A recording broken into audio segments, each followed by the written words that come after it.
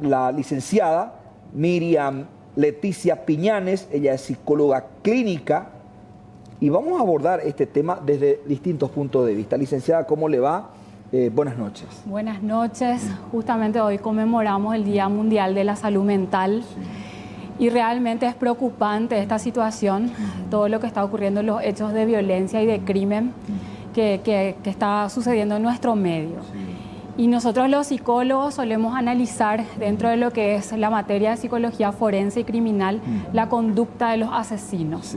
Y lo primero que puedo decir es que hay varios factores que se unen para determinar la conducta del criminal. O sea, en la infancia ya se puede determinar y se puede ir viendo la conducta de repente psicópata, se puede ir viendo de agresividad, de agresiones. Hay factores genéticos que se han estudiado, ¿verdad? Se ha hecho en el año 1980, se han hecho escáneres del cerebro, de la actividad cerebral, justamente en Estados Unidos, y se ha visto que a nivel cerebral y genético, en los asesinos o los violentos o psicópatas, hay menos actividad en la parte de autocontrol, en la parte de control de impulsos. Entonces el criminal, el asesino, lo que no puede es controlar su impulso. Y hay también poca segregación de dopamina, que es la hormona de la felicidad y del placer. Entonces, muchas veces el psicópata o el asesino confunde la adrenalina y necesita una emoción fuerte para poder causarse placer. Entonces, hay factores genéticos, pero también hay factores del entorno familiar que influyen en la conducta del asesino cuando hay disfuncionalidad, alcoholismo, drogas dentro de la familia, maltrato, abandono, así como también el otro extremo donde se da la sobreprotección del niño, cuando el niño no recibe nunca un no, entonces no tiene esa capacidad de frustración, y cuando es adolescente o adulto alguien le dice no, como tiene esa falta de autocontrol de impulsos, entonces puede llegar a cometer hechos violentos, ¿verdad? La persona que tiene una conducta asesina no tiene, por ejemplo, desarrollado la empatía que manejamos nosotros los psicólogos, que es ponerse en el lugar del otro. Entonces, ante cualquier frustración o cualquier no de la pareja o de los padres, puede haber ese descontrol y un acto violento y sin sentir culpa. Licenciada, a ver, hay varios elementos que acabas de mencionar que me parece importante que lo veamos, repreguntemos y también ya habilitamos nuestra línea de comunicación para la gente, el 0972-655-000. 0972-655-000 es el WhatsApp de Puntos de Vista, el WhatsApp de la gente, para que las consultas que tengamos en mente podamos plantearle a la licenciada Miriam. Por un lado, la dopamina, decías. Sí. La dopamina, de alguna manera se ve, como es una sustancia, ¿no? Sí. Se ve ocupada, si cabe la expresión, por esa violencia que muchas veces que genera placer en estos asesinos, en estos criminales. Sí. Ahora, también el efecto de las drogas muy fuerte genera produce esa sustancia que ellos requieren. Justamente, o sea, como el psicópata, ¿verdad? Que después tenemos que diferenciar del sociópata, ¿verdad? El psicópata necesita emociones fuertes y muchas veces es inducido por alcohol, por droga, buscando esa sensación de sensaciones fuertes o límites, estar siempre en riesgo. Entonces, a veces, al consumir drogas y alcohol, eso detona también, es un detonante de esa violencia. Pero mucho también tiene que ver la forma en cómo fue desarrollado ese niño, en qué entorno, ¿verdad? Cómo fue creciendo, porque hay muchas personas que pueden tener una predisposición genética de violencia, pero no son violentos, ni cometen crímenes, ni nada, ¿verdad? Porque ahí está el factor de la familia. Para mí la familia es la base de la sociedad y hoy día vemos muchas carencias, mucha disfuncionalidad, mucho descuido, mucho abandono, de repente maltratos, agresiones, y el otro extremo que también se ve, que es la sobreprotección. Claro. Lo que decías, sí, que no recibe el no, entonces no tiene la capacidad de frustración. Sí.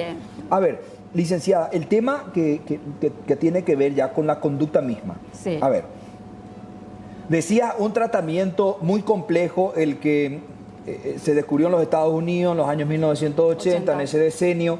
A ver, es el mismo tratamiento el que se le da aquí, por ejemplo, a adolescentes que tienen mala conducta en el colegio y que de alguna manera ya se encamina a a tener ciertos rasgos que podría detectarse a tiempo si es que se le da ese tratamiento que mencionás, que se le escanea el cerebro. Tenemos nosotros esas herramientas como para detectar a tiempo y después decir, tomemos este camino, porque esta oveja nos salió negra, por decirlo de alguna manera. Claro, exactamente. Hay conductas que ya se van viendo en la niñez, ¿verdad? De repente, niños que le maltratan a los animales, digamos, el psicópata, ¿verdad? Miente mucho, no tiene sentimientos de culpa.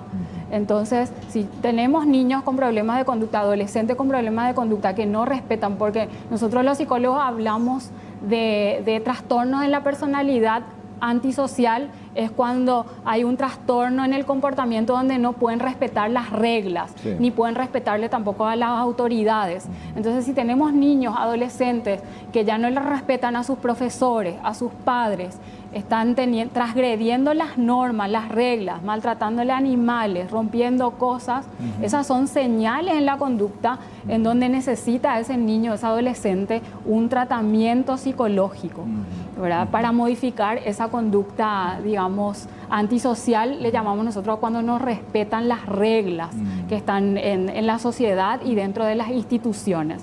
Entonces, yo tengo en el consultorio varios niños y adolescentes, ¿verdad?, con problemas de conducta en donde se ve avances y se ven resultados positivos al juntarle a la familia, orientarle a la familia y trabajar con las conductas desadaptadas de ese adolescente, ¿verdad? A ver, pero esta sociedad que se caracteriza por prestarle muy poca atención a esto, sobre todo por lo siguiente, licenciada, cuando uno habla de psicólogo y de psiquiatra infanto-juvenil, lo primero que le viene a la mente, no, pero yo no estoy loco. Hemos creado como un tabú, una cuestión que está científicamente comprobado, porque eso al menos tomando tus palabras del escaneo, y que se puede verificar, chequear y al mismo tiempo tratar de corregir lo que podría salir mal. Claro, exactamente. O sea, sigue siendo en nuestro país un tabú y para nosotros los profesionales de la salud una preocupación importante. Sigue siendo un tabú de que muchas veces los padres entran en una negación, en una conducta de negar lo que está ocurriendo con el hijo.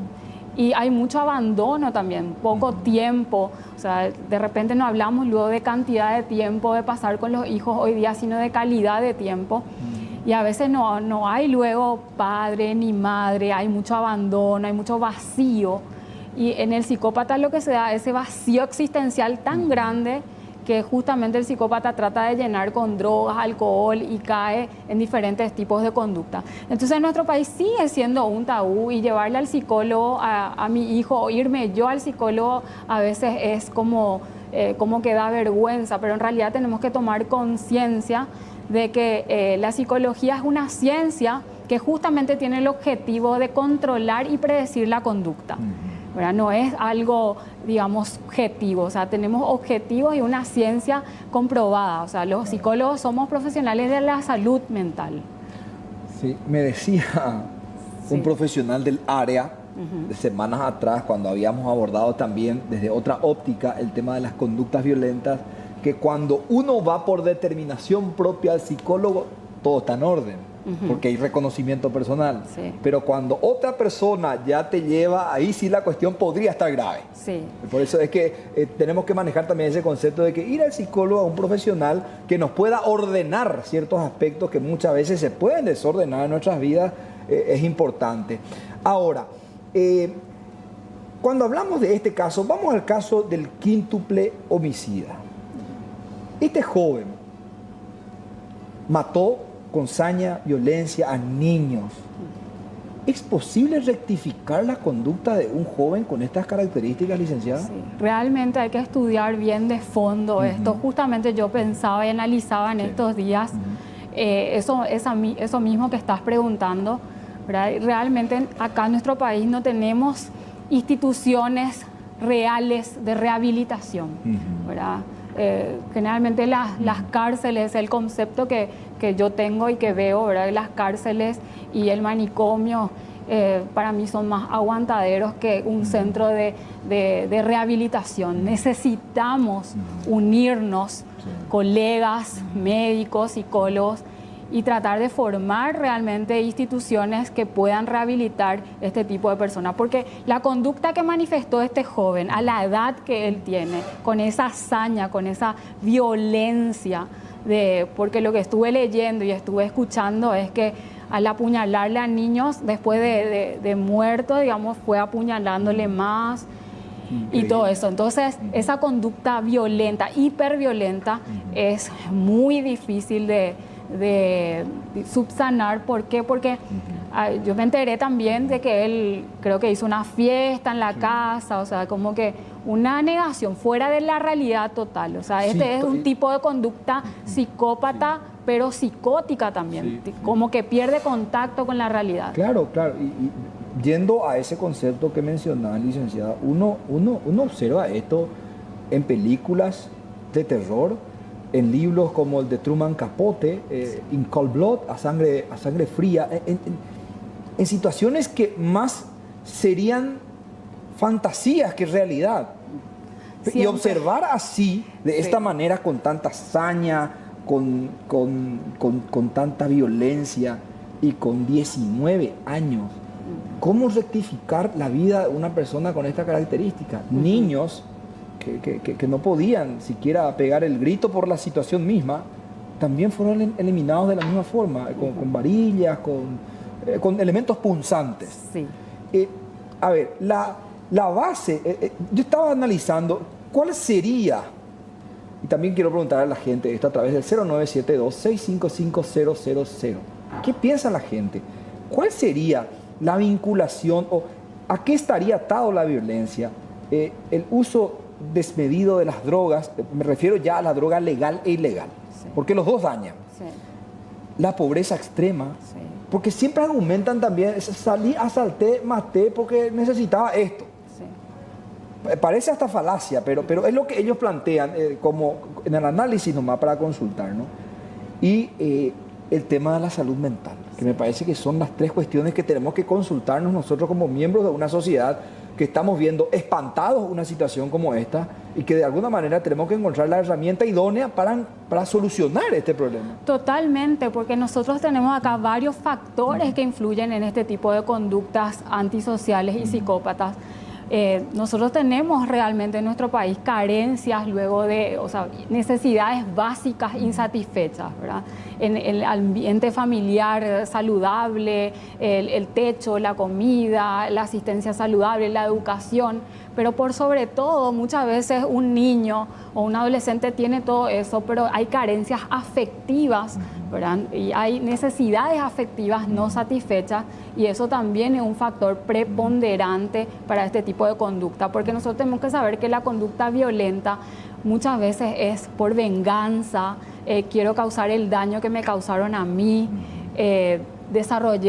no desarrollé la empatía, no me puedo poner en el lugar del otro, no siento culpa porque no estoy sintiendo esas emociones, porque increíblemente el ser humano no solamente nace con un sistema límbico en el cerebro que desarrolla las emociones, sino también el entorno nos enseña a desarrollar las emociones, el amor, la alegría, el contacto físico. Y muchas veces niños, adolescentes que tienen estas conductas violentas ya carecen de desarrollar esta parte afectiva, digamos. Entonces es como que no tienen ese conocimiento del amor, del afecto. O sea que peso de conciencia, como le llamamos vulgarmente, claro, no tienen. No tienen sentimientos de culpa. Esas son las cosas que a mí me sorprenden, porque uno muchas veces hasta cuando le castiga al perro porque salió a la calle y le da un cintarazo, siente culpa, es decir, siente pena, ¿verdad? Por el animal. Y con tanta hazaña, con tanta violencia. Ahora, también algo curioso que me gustaría saber, ¿qué explicación se le puede dar? Se produce el asesinato, cruel, violento, macabro. El joven luego va nuevamente a la escena del crimen, algo muy similar a lo que ocurre con Crimen y Castigo de Fyodor Dostoyevsky, donde el asesino de la abuela vuelve al lugar de los hechos. ¿Por qué se produce una situación como esta? Sí, muchas veces, increíblemente, en la mente de un asesino ocurre que le causa placer ver el hecho, su producto, lo que él generó. Y muchas veces por eso es realmente un pensamiento enfermo, porque el asesino tiene una distorsión en la interpretación de la realidad. Y es como cuando una persona hace una escultura, una obra, y se va y mira... Le genera placer. Y le genera placer o satisfacción, ¿verdad? Como ellos no diferencian o no discriminan las emociones, entonces el sentir esa adrenalina, ¿verdad? Muchas veces escuchando relatos de asesinos confesos, ¿verdad? Que hablan de que sienten excitación, euforia, cuando es tipo un sadismo, ¿verdad? Que sienten euforia y satisfacción al ver cómo tiene su víctima el último suspiro, ¿verdad? Entonces, realmente vuelven a la escena del crimen, digamos, o al lugar de los hechos, porque necesitan esa satisfacción de lo que ellos lograron o hicieron, ¿verdad? A la vuelta de la pausa, le consultamos a la licenciada por el aspecto fisonómico de una persona o anatómico. ¿Se puede detectar que podría tener rasgos criminales por la forma, si una persona es criminal, por la mirada? Sí, totalmente. Hay microexpresiones que revelan la agresividad o la violencia de una persona, ¿verdad? La forma de mirar, el rostro, ¿verdad? Generalmente el psicópata, el que no tiene sentimientos de culpa, el que no tiene emociones, entonces generalmente cuenta atrocidades sin expresar ningún tipo de emoción, y eso ya debería llamar la atención, ¿verdad? O sea, de repente cuenta que rompió algo, que transgredió una ley, y lo cuenta ni con orgullo, ni con sentimientos de culpa, ni lo cuenta así naturalmente. Como ¿verdad? que lo naturalizó ya el tema de la violencia. Exactamente. Entonces, esos son rasgos, ¿verdad? Para determinar que una persona es, digamos, rara y psicópata. El psicópata también le cosifica a las personas. O sea, si le sos útil para sus fines y para sus objetivos, entonces es como que permanecen en su vida. Son bastante manipuladores, mentirosos, o sea, mienten mucho, manipulan mucho, y muchas veces el psicópata es inteligente y cautivador. A veces te hace creer que tiene una vida normal y que tiene metas, objetivos, que trabaja, que hace cosas de una persona normal, pero te das cuenta muchas veces por su forma de mirar, de hablar, que no expresa ningún tipo de emociones. Una característica... Ahora, ¿cómo se...? Sí. Es decir, vamos con la característica primero para después. Una característica fundamental de un psicópata que tiene que llamar la atención, porque a veces un adolescente puede tener un novio, una novia que puede tener estas características. Una característica fundamental es que cuando pasa algo grave, el psicópata no se altera, ¿verdad? O sea, se rompió algo, chocaron, ocurrió un acontecimiento grave y el psicópata no se altera. O sea, que como que no pasó nada. Como no pasó nada. Ocurrió un hecho grave y él o ella está como si nada. Bueno, hay estudios que dicen que se da más en hombres que en mujeres esta cuestión, pero se ve también mucho en mujeres. Bueno, cometido el hecho por un psicópata, ¿cómo se lo trata para tratar de reinsertarlo, modificar su conducta? Porque, a ver, si nuestras penas carcelarias, entiendo que van hasta 30, 35 años, a lo sumo, añadiéndole las medidas de seguridad. Si vuelve a ganar su libertad con el paso del tiempo, por buen comportamiento, entre otros elementos, ¿cómo hace la ciencia para tratar de insertarlo nuevamente y que no vuelva a ser lo mismo? Sí. Nosotros manejamos a nivel científico que el psicópata, como no tiene sentimientos de culpa, es casi imposible su rehabilitación. Por eso que el tratamiento se ve también mucho más en farmacoterapias. Como el psicópata tiene poca, digamos, segregación de dopamina y el sentimiento que más aflora en él es la rabia y la ira, y no puede aflorar el amor, la alegría y las emociones. Por el psicópata lo que hace es imitar la conducta de otros, como para convencerle al otro que es normal. Imita que le quiere a alguien, imita que está feliz, pero tiene sentimientos o demostraciones de sentimientos muy cortos, ¿verdad? O sea, como que no puede estar actuando todo el tiempo. Entonces su actuación o su comportamiento es más neutral, más frío, digamos.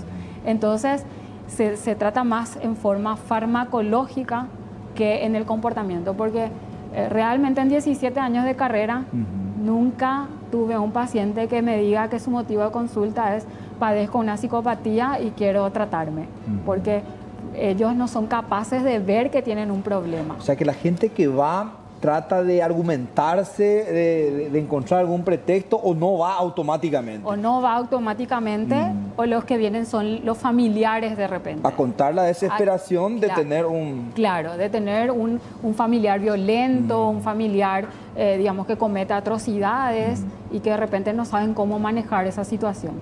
Pero el psicópata en sí no reconoce que su conducta sea inapropiada, desadaptada o anormal. Y eso ya como efecto o resultado de que no siente ese remordimiento, ese peso de conciencia que le llamamos generalmente nosotros, ¿verdad? Y generalmente su interpretación de la realidad es totalmente distorsionada, porque interpreta que el otro le está provocando, que el otro está en contra. O sea, que el otro es el problema. Claro, siempre el otro es el problema, ¿verdad? O sea, ellos son incapaces de hacerse cargo de su conducta, ¿verdad? Y siempre tienen objetivos claros, y cualquier obstáculo a ese objetivo, para llegar a ese objetivo, tiene que ser derribado, ya sea una vida de por medio, ¿verdad? O sea, como ellos no interpretan o no tienen sentimientos, entonces le cosifican a las personas. Entonces es como quitar un obstáculo, es matarle a una persona, es quitar un obstáculo nada más para ellos. Entonces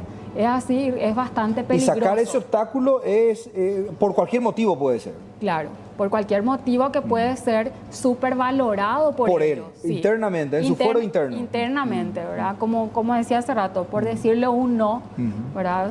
Suponete una pareja en donde ella le dice a él que ya terminan y que rompen, puede ser ese un factor, ¿verdad?, determinante o detonante de una conducta violenta hasta llegar al punto de premeditar y calcular un asesinato. Pero también claro, nosotros... ahí, por ejemplo, podemos utilizar el caso de esta joven licenciada. Aparentemente hubo una discusión entre estas dos parejas que se nota perfectamente en la declaración de la joven, que está en ese momento embotada en todo su sentido por el consumo de alguna droga, por la forma en que cuenta, o ya naturalizó por completo la violencia, porque ella cuenta que tuvieron una discusión y cuando el joven va, abre la puerta de la heladera, ahí ella aprovecha para propinarle 4 puñaladas.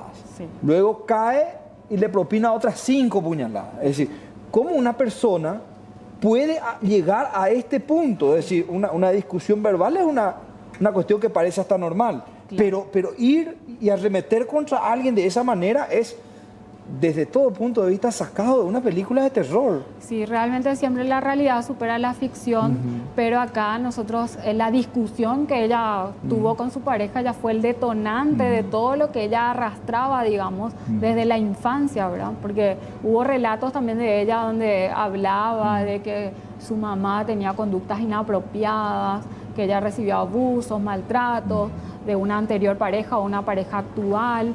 Entonces, todo eso es un cúmulo de cosas también que detonan este tipo de conductas. Entonces, en la interpretación de ella, todo está como justificado.